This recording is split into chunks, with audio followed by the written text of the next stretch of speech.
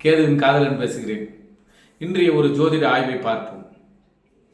அனைவரும் கோயிலுக்கு செல்கிறார்கள், அனைவரும் கோயிலுக்கு தர்மம் செய்கிறார்கள், அனைவரும் இறைவனை மனதார தொழுகிறார்கள். அப்படி இருந்தும் தொடர் துன்பங்கள் ஏன் விலகவில்லை, ஏன் வருகிறது? அப்படி என்று ஆய்வு செய்து பாருங்கள். என்னவென்று மகாபாரதத்தில் ஒரு சிறு நிகழ்வு. துரியோதனன் சபையில் திரௌபதி மானபங்கப்படுத்தப்படுகிறாள். அங்கு இருக்கக்கூடிய அறிஞர்களும் ஆற்றல்களும் பேராசான்களும் அத்தனை பேருமே இருக்கிறார்கள். ஆனால் அத்தனை பேரும் மௌனம் சாதிக்கிறார்கள். திரௌபதியினுடைய புடவை உருவப்படுகிறது. அவள் தன்னுடைய மானத்தை காப்பாற்றிக் கொள்ள போராடுகிறாள். இறுதியில் கண்ணா, என் மானம் உன் கையில், நீயே சரணம் அப்படி என்று இரு கைகளை கண்ணனை நோக்கி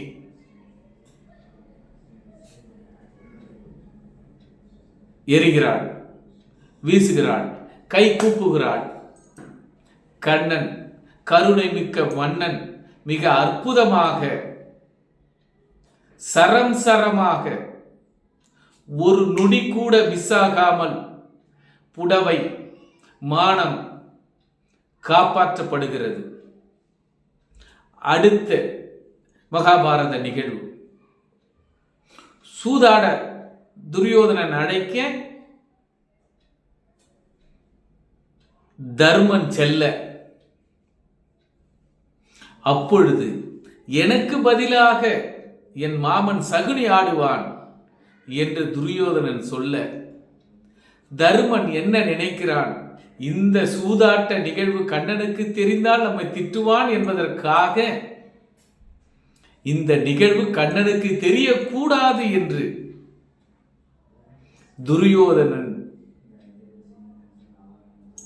சொல்லுக்கு கட்டுப்பட்டு கண்ணனுக்கு தெரியக்கூடாது என்று ஒவ்வொரு கணமும் க்ஷணமும் தருமன் நினைக்க, சூதாட்டத்தில் தருமன் தோற்கிறான்.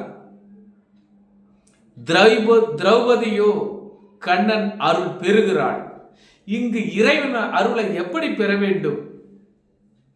இறைவனுக்கு என்ன பிடிக்கும் என்ன பிடிக்காது என்று தெரிந்து வைத்துக் கொண்டு அவன் விரும்பிய வழியில் அவனை சரணாகதி அடைய, சந்தோஷத்தை படுத்த அவ்வளவும் கருணை உள்ளம் கொண்டவன் இறைவன். மானம் காக்க எப்படி வந்தான்? இறைவனை வரிக்கவில்லை, ஆனால் மானம் போனது தர்மனுக்கு. இங்கு துலாம் ராசியும் மகர ராசியும், மகர ராசி தர்மத்தை மீறாமல் இறைவனே சரணாகதி அடைய வேண்டும். அதனால்தான் குரு அங்கு நீசம் வைத்தார். மகர ராசி எந்த பாவமாக வருகிறதோ அதில் உங்கள் இறைவனை தவிர வேறு யாராலும் காப்பாற்ற முடியாது. துலாம் ராசி, இறைவனை நீ சரணாகதி என்று ஒரு க்ஷணம் நீ இறைவனை விட்டு விலகுகிறாயோ, அப்பொழுதே உன்னை விட்டு குருவும் விலகி விடுகிறார்.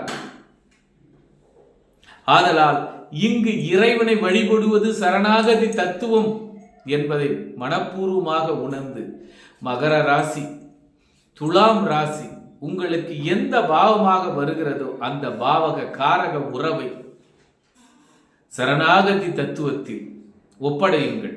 உங்கள் வாழ்க்கை வளமாகும், இறைவன் அருள் கிடைக்கும். மீண்டும் அடுத்த வீடியோவில் சந்திப்போம். நன்றி, நமஸ்காரம்.